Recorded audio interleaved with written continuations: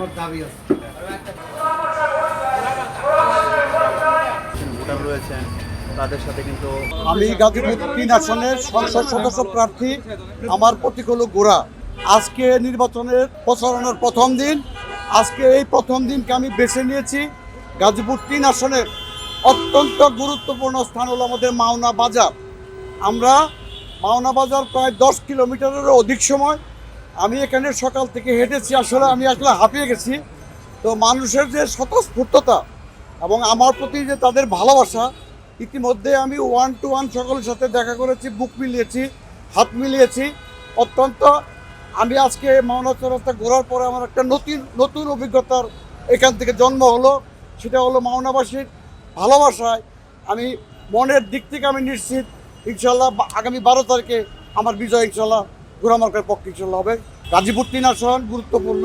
এখানে শ্রমিক বেল্ট, শ্রমিক ভাই বোনদের জন্য আমি ইতিমধ্যে আমার ইশতেহারে আমি বলেছি এখানে শিল্প কারখানার মালিক যারা রয়েছেন তাদের সাথে আলোচনা করে আমরা যারা জনপ্রতিনিধি আমরা একত্রে বসে মালিক প্লাস শ্রমিক উভয় পক্ষের সাথে আলোচনা করে আমরা মালিকের সাইডটাও দেখব আর শ্রমিকের সাইডটা আমরা বেশি বেশি দেখব।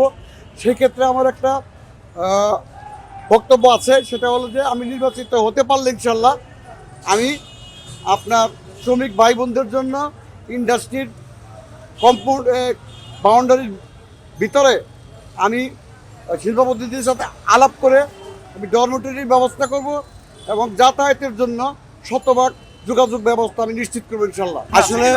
আসলে আমি ইতিমধ্যে অনেকগুলো ফোন আমার কাছে আসছে, বিভিন্নভাবে ফোন আমার কাছে আসতেছে।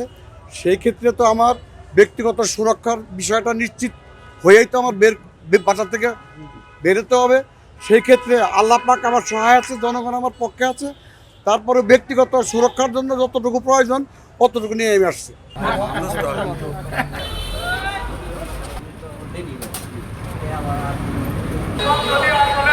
জনগণ মনোনীত প্রার্থী